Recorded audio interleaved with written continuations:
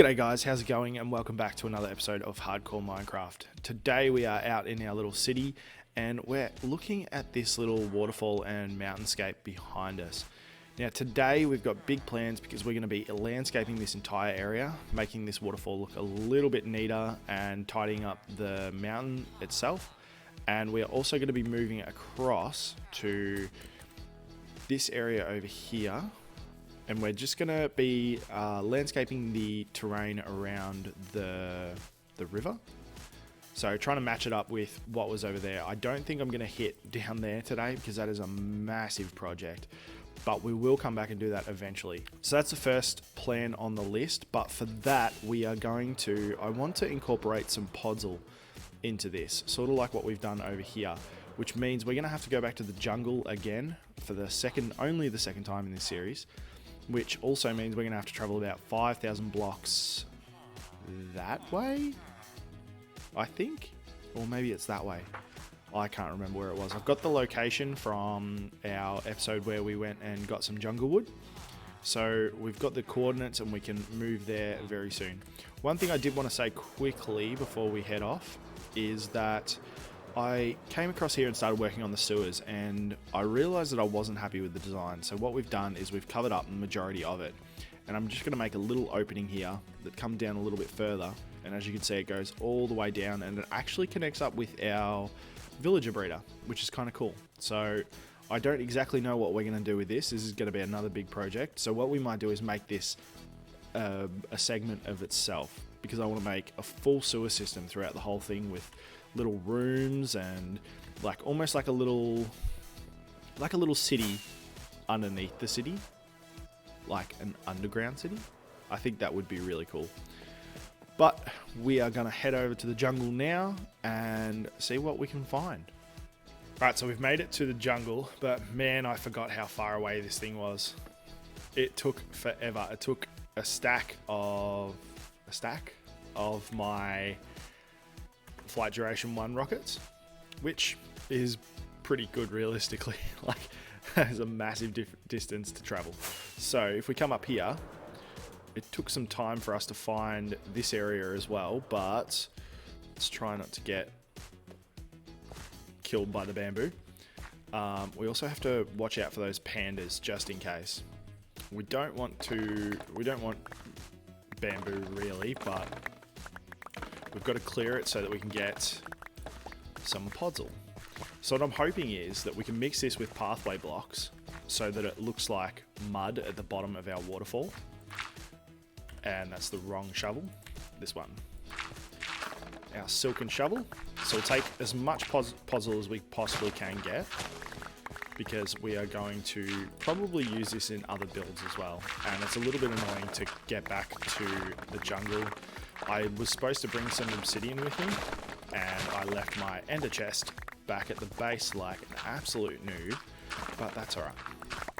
We'll grab the podzol. How much we got? A stack. We might as well grab as much as we can. So we did pretty well out of that. I think we've got enough. We've got 1, 2, 3, 4, 5, 6, 7, around 7 stacks of podzol. We got a little bit of grass block and we got a whole bunch of bamboo. The bamboo doesn't really matter. We're probably gonna, we're probably gonna use it for the auto smelting system, maybe. I'm not 100% sure. But we can probably head back now. But let's just have a quick look, how amazing is this jungle? It looks fantastic. All the bamboo coming through, all at different levels. It's even growing up the side of the mountainside. That looks absolutely fantastic. I wish I could have built a base here, but it's way too far away. Way too far away.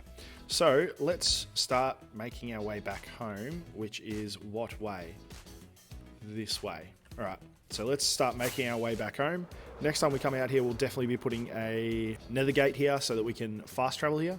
Well, faster travel here. And that way we won't have to worry about flying this ridiculous amount just to get here.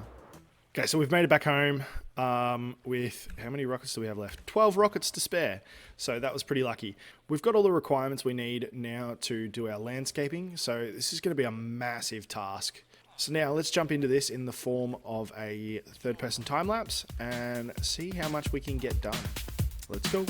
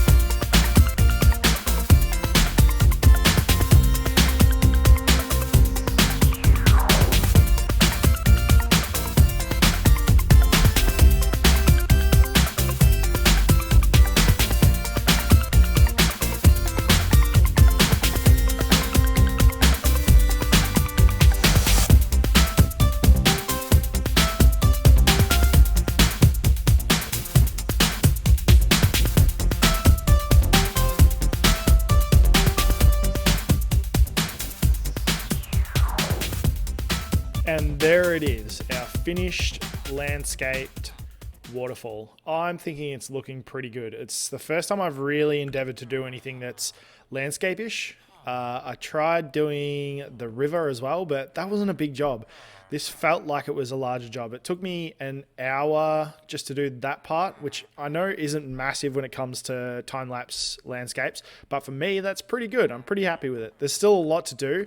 I want to sort of bring this mountain bit up here and come down a little bit more to round that off, and I want to fill in this area here a little bit, and the same with coming up there. And then up the top, we also need, so this will be coming down, and this part here needs to somehow connect up. So I'm thinking if we bring that and come around like that and sort of follow that natural line that it's already got, but fill it in properly.